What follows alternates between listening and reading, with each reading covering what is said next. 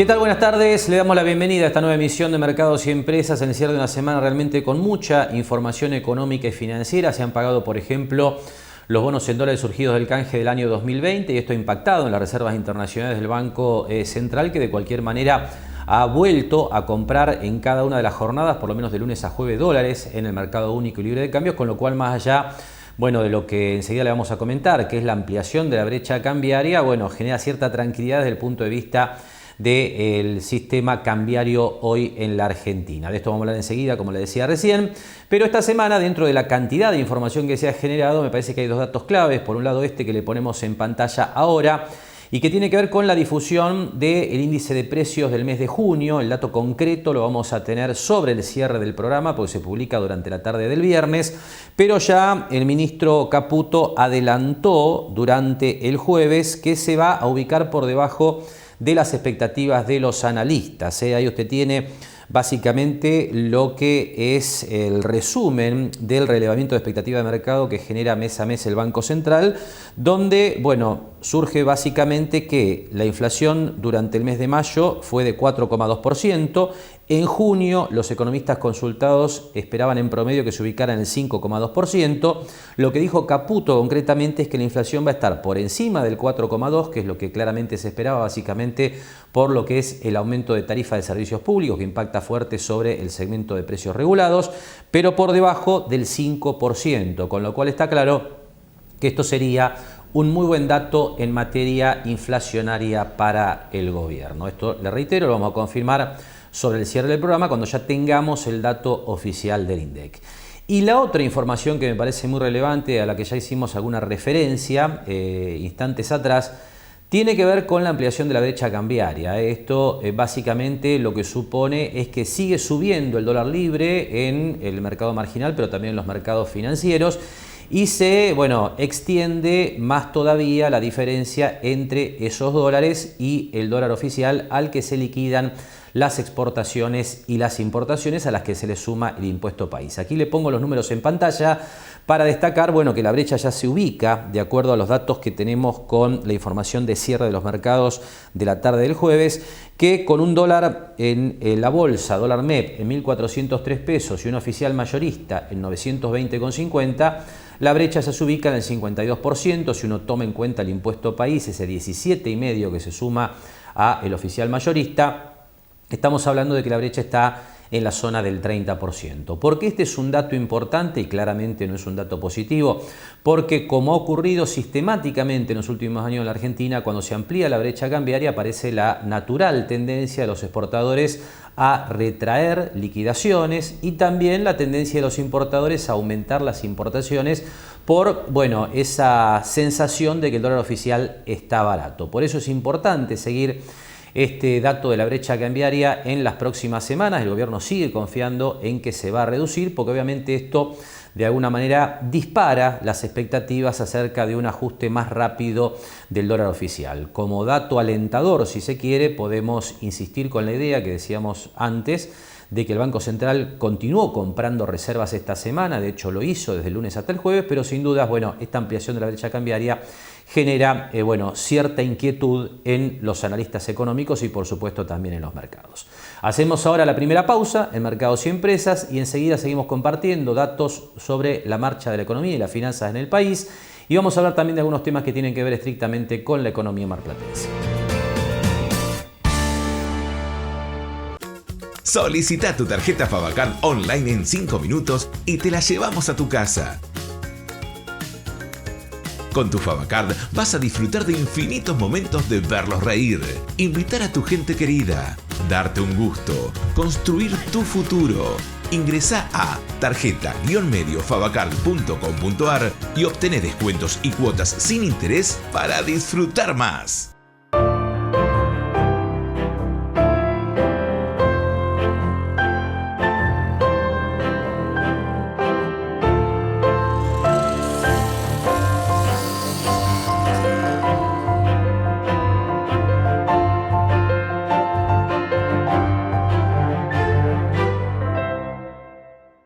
¿Querés conocer tu consumo de electricidad? Es muy fácil y en EDEA te contamos cómo hacerlo en 3 simples pasos. Busca el nivel de segmentación en tu factura o en la oficina virtual. Ingresa a simulador.edeaweb.com.ar. Carga los artefactos de tu hogar y el tiempo que los usás. ¡Listo! Ya podés conocer la estimación de tu consumo, la factura proyectada y qué artefactos están consumiendo más energía. EDEA, somos energía que transforma.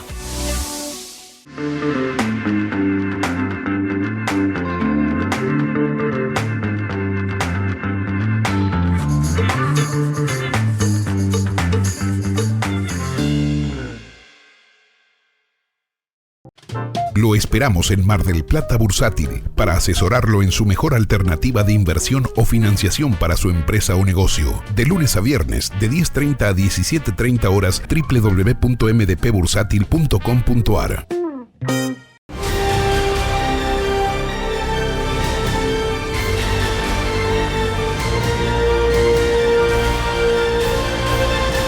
El gran astillero argentino es marplatense.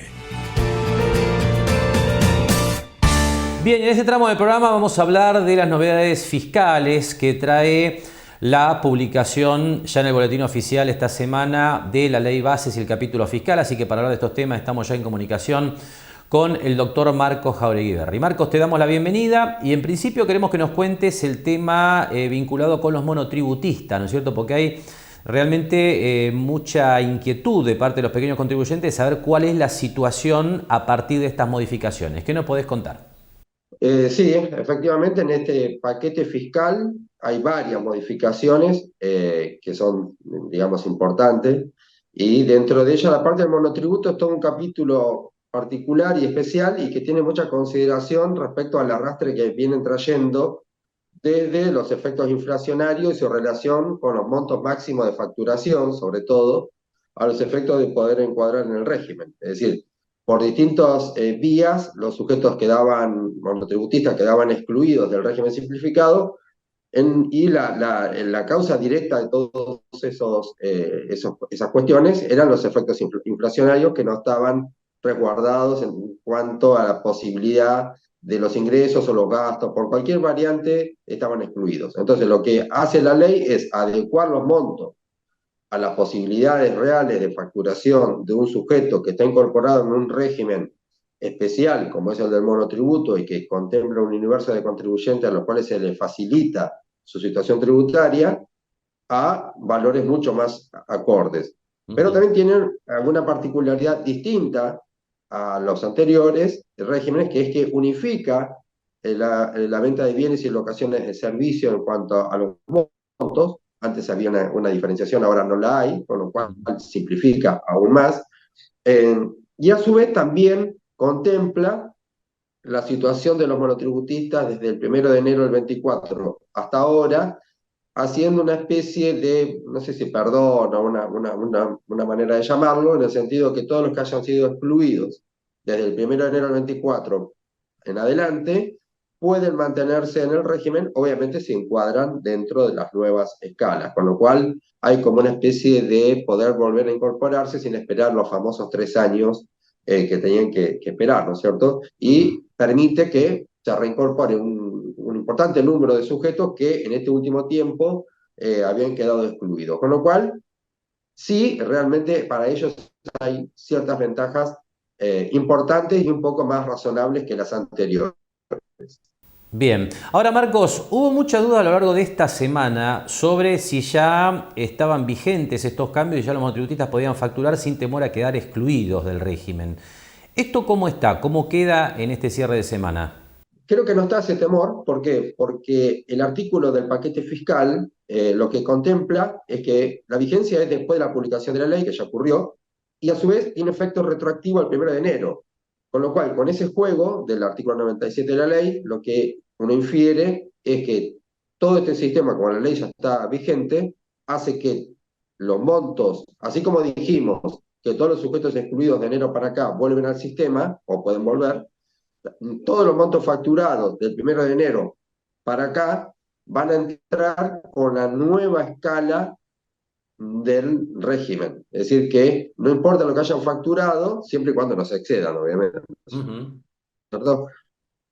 Pero van a tener la posibilidad de contemplar los nuevos montos por todo lo que hayan facturado desde enero, y ahora seguramente en agosto se va a establecer una recategorización para que acomoden su situación a la nueva escala de esta nueva ley. Con lo cual, insisto, del 1 de enero para acá, los monotributistas van a tener que tener en cuenta la facturación que hayan realizado con los parámetros de la ley nueva y no de la ley vieja, para ser gráfico.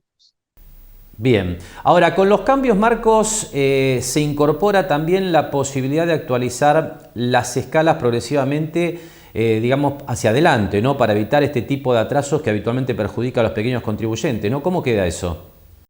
Sí, ahí tenés dos sistemas. Uno, el general, que es una actualización, dos actualizaciones anuales, perdón, a partir del 25, como para más o menos no quedar atrasados nuevamente en cuanto a las escalas. Y excepcionalmente, dice la ley, en septiembre va a haber una actualización para este periodo.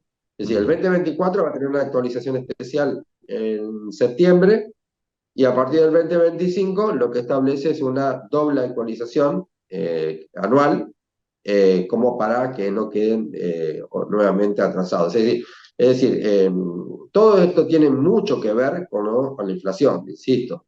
En los periodos anteriores fue afectado totalmente. Bueno, los efectos inflacionarios van a ser lo que digan que si eso hay que modificarlo o no, porque es lo más importante, los efectos de contemplar que una persona pueda ser o no monotributista, que son sus ingresos reales.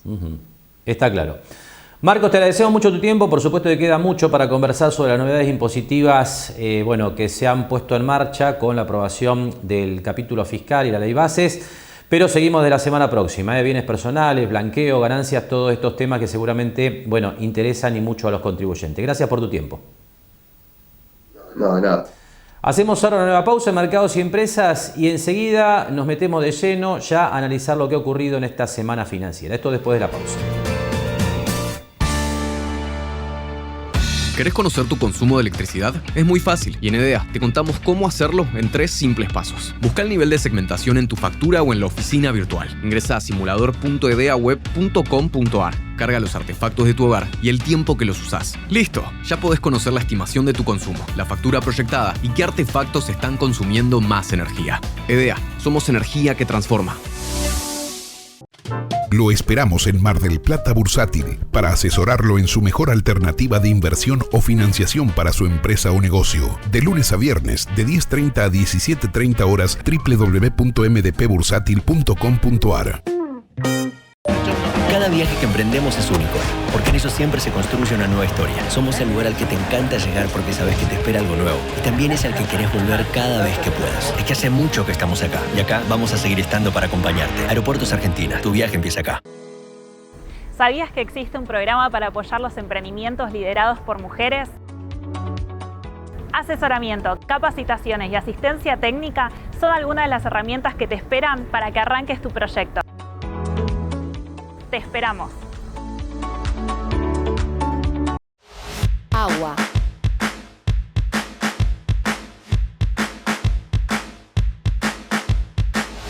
Cloaca.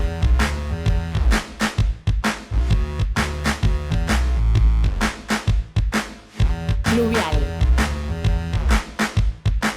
3 servicios, las 24 horas, siempre. Obras sanitarias, 40 años.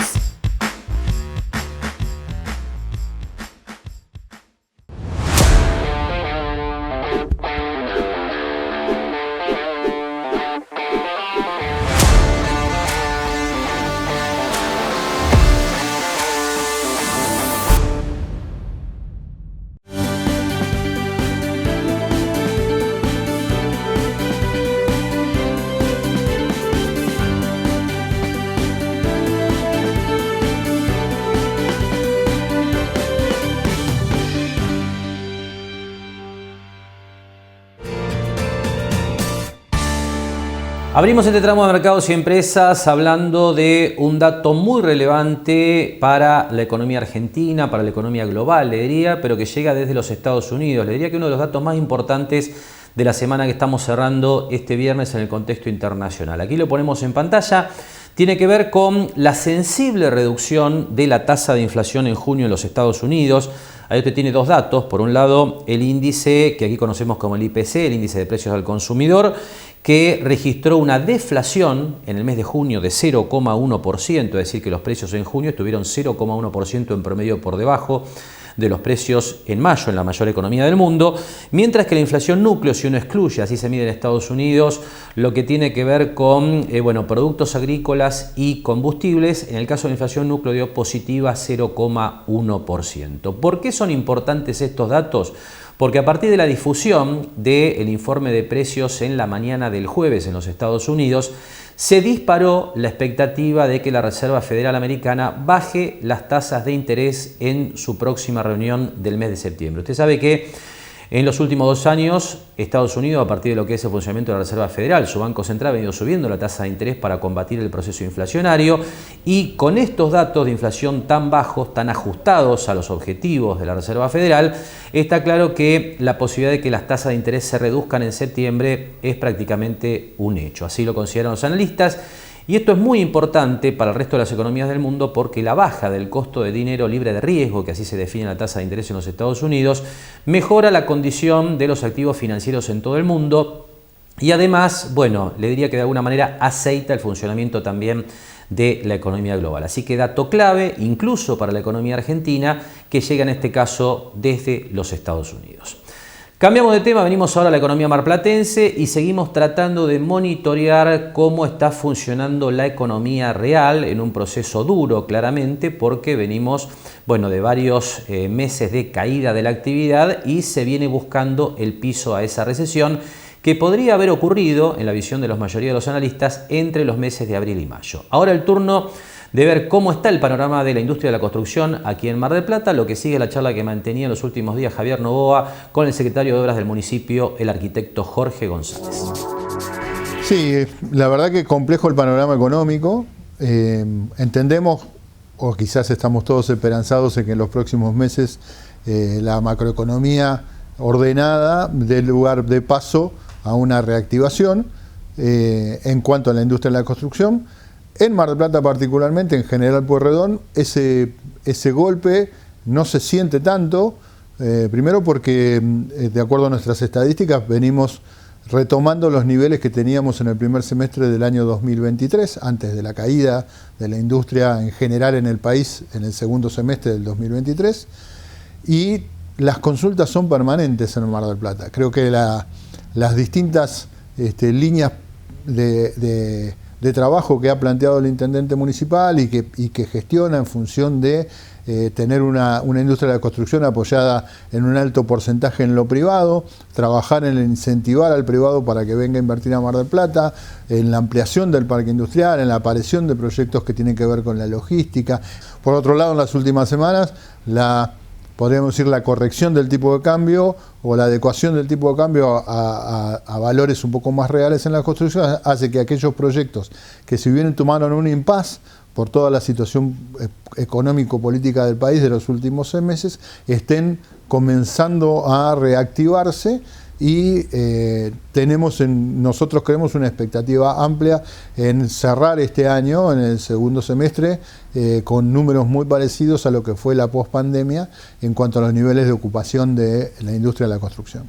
Dejando de lado lo privado, ¿cómo está trabajando el municipio? Vemos muchas horas en zona costera.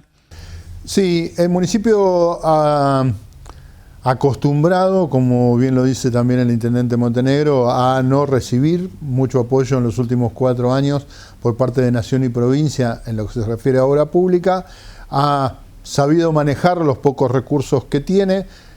Las prioridades siguen siendo las mismas. Mar del Plata tiene un interior con mucha demanda, sobre todo en la red vial, y allí el aporte de la tasa vial se empieza a notar, empieza a ser fundamental no solamente en la recuperación de asfalto, sino también en el mantenimiento.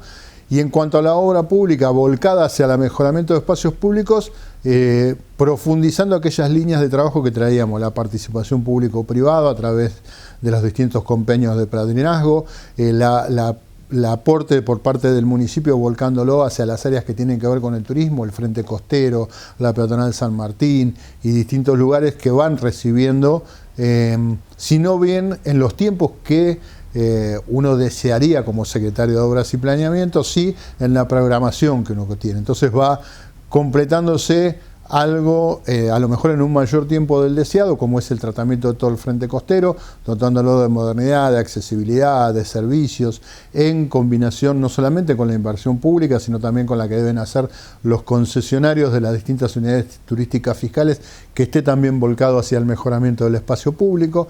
Darle accesibilidad a las playas también es un objetivo, e ir preparándonos, más allá de las dificultades económicas, para la próxima temporada. Lo mismo pasa con la Peatonal San Martín y algunos espacios públicos en el interior, con el tratamiento del espacio público. Cuando me refiero a espacio público, me refiero a todo lo que tiene que ver con veredas, espacios públicos en sí, lo que la gente conoce como plazas, y elementos de accesibilidad, rampas, demarcaciones, todo en todo el sector del distrito tecnológico, donde las ordenanzas votadas el año pasado marcaban que los distintos desarrollos inmobiliarios tenían que volcar este tipo de compensaciones urbanísticas. Solicita tu tarjeta Favacard online en 5 minutos y te la llevamos a tu casa. Con tu Favacard vas a disfrutar de infinitos momentos de verlos reír, invitar a tu gente querida, darte un gusto, construir tu futuro. Ingresá a tarjeta-mediofavacard.com.ar y obtené descuentos y cuotas sin interés para disfrutar más.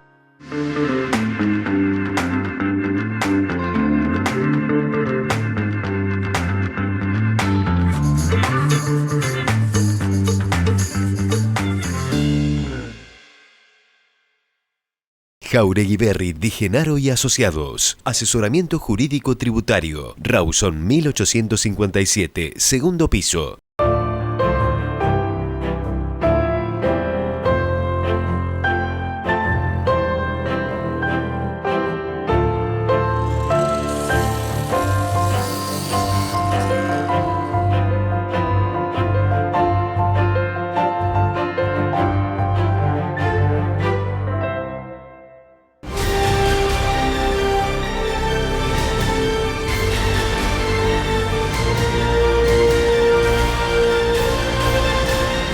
Gran astillero argentino es marplatense. Último tramo de mercados y empresas, y tiempo entonces ya de hablar de lo que ha sido la semana en los mercados financieros. Le adelantaba en bloques previos que un dato clave con respecto al panorama financiero internacional llegó desde los Estados Unidos con la sensible reducción de la tasa de inflación, que ha disparado, como le decía en ese comentario, la expectativa de que la Reserva Federal Americana baje la tasa de interés en su reunión del mes de septiembre. Aquí le pongo simplemente algunos datos vinculados con cómo se espera que sea el sendero de tasa de inflación en los Estados Unidos del 5,5% anual actual.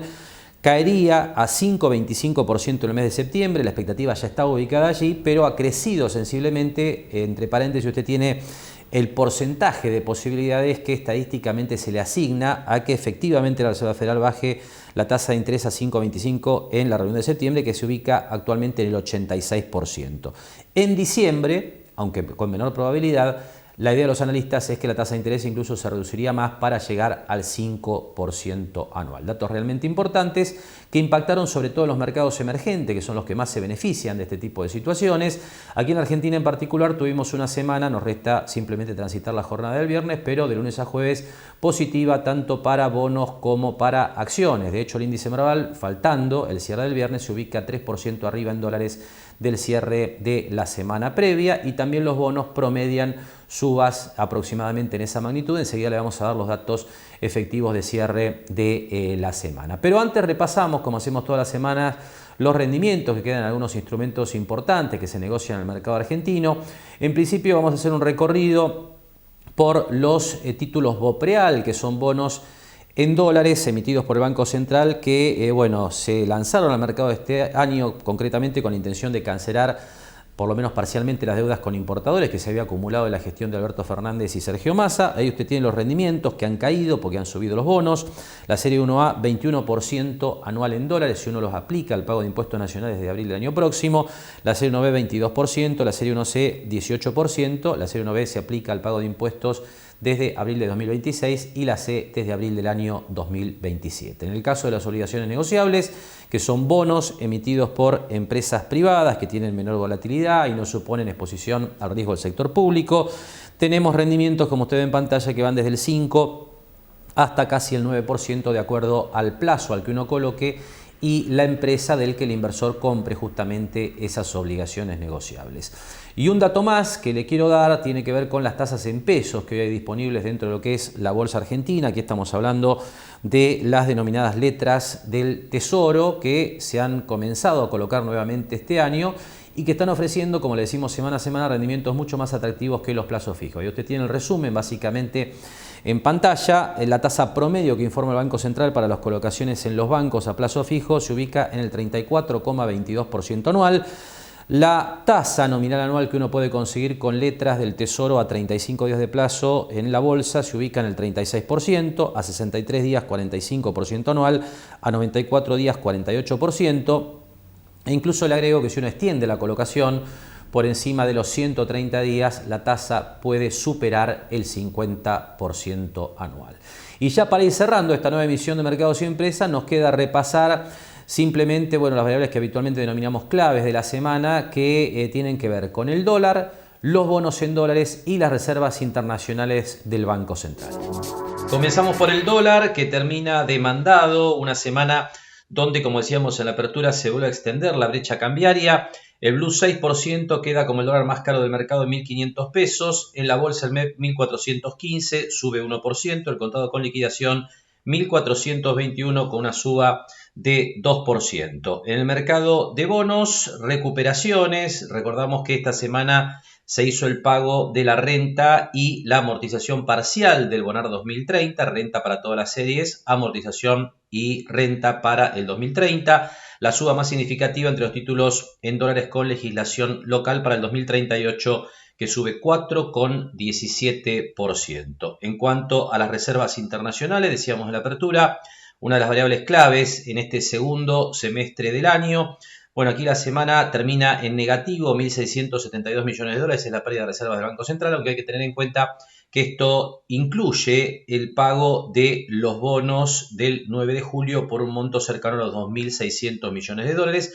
De cualquier modo, el Banco Central volvió a comprar reservas todos los días, los 4 días hábiles de esta semana, en un monto total de 154 millones de dólares. Y por último, le compartimos el dato de la inflación del mes de junio, publicado a última hora de este viernes. El IPC entonces se ubicó, finalmente, como adelantaba el ministro Caputo en la mañana del jueves, en 4,6%, por encima del 4,2% del mes de mayo, pero por debajo de las expectativas de los analistas. La inflación núcleo 3,70, el mismo registro que en el mes de mayo, y por supuesto el impacto más importante en lo que tiene que ver sobre el IPC, que lo despega de la inflación núcleo, es el de regulados. Las tarifas de electricidad y gas subieron y llevaron el segmento de regulados al 8,1% en el mes de junio. Bien, y con estos datos vamos llegando al final de esta nueva emisión de Mercados y Empresas. Por supuesto, insisto con esta idea, el dato a seguir en las próximas semanas es la evolución de la brecha cambiaria. Con este comentario estamos cerrando. Le agradecemos que nos haya acompañado una semana más con Mercados y Empresas. Nos despedimos, como hacemos habitualmente, hasta el próximo sábado a la hora 18. Gracias y muy buen fin de semana.